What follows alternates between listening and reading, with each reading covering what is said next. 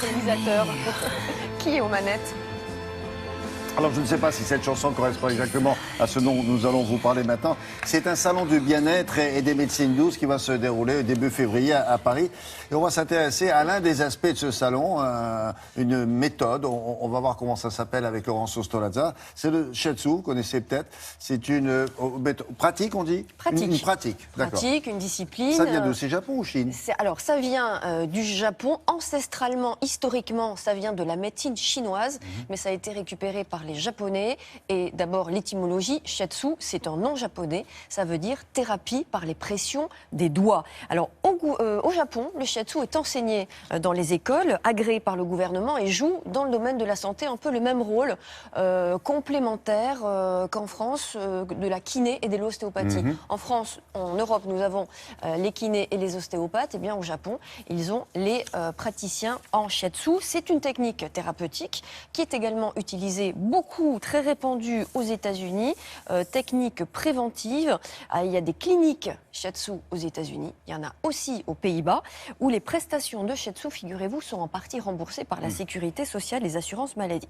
Alors, c'est pas un massage, rien à voir. C'est une technique qui vise à quoi? À débloquer les tensions et à libérer les énergies qui sont bloquées en agissant sur des nœuds de tension créés par le stress ou la colère. Alors, on a suivi une séance dans un institut parisien. Regardez.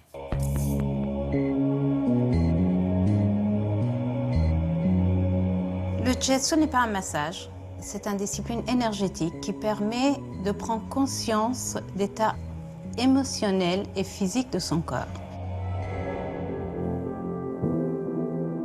Lors de pratiques de shiatsu, on fait un bilan énergétique.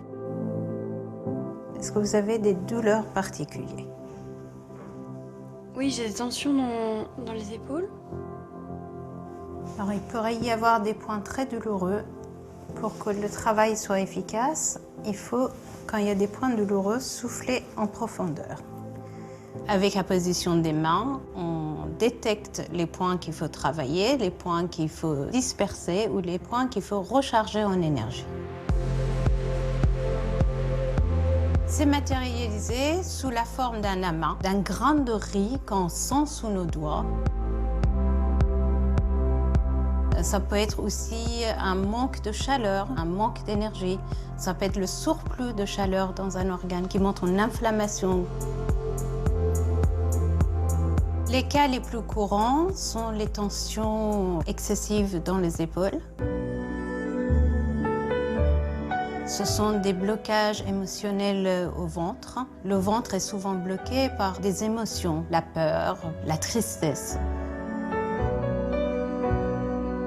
Ce sont des blocages au niveau du plexus solaire qui empêchent une bonne respiration, donc une bonne oxygénation du corps. En médecine chinoise, chaque organe est associé à une émotion en particulier. Le foie est lié à la colère. Les reins, ce sont les organes liés aux peurs. Donc c'est important de pouvoir enlever ces pressions puisque ça peut à terme déclencher des maladies. Le shiatsu sert en réalité en prévention. On intervient en amont avant que les maladies soient déclenchées par un rééquilibrage des organes. C'est le b.a.-ba de la médecine chinoise. On intervient avant. On ne soigne pas la maladie, on intervient avant pour ne pas qu'il y ait une maladie. Absolument, on est aux sources de la prévention en travaillant sur les émotions négatives comme le stress, l'anxiété, la peur, la colère aussi. Eh bien, on fait baisser le taux de cortisol qui est une hormone poison. C'est l'hormone du stress comme l'adrénaline également.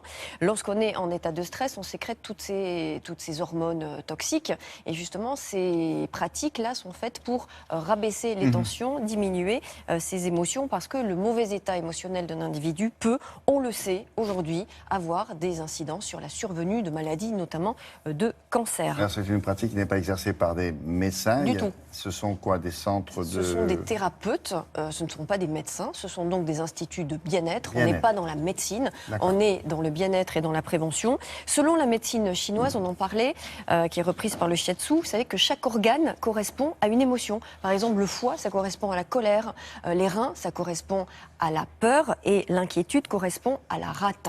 Et quand l'énergie circule mal dans ces organes, eh bien, ces organes sont bloqués, et c'est là que les maladies peuvent apparaître. Merci beaucoup. C'était en 1945, fin de la guerre, et il y a eu quelques Savoyards qui se sont dit, tiens,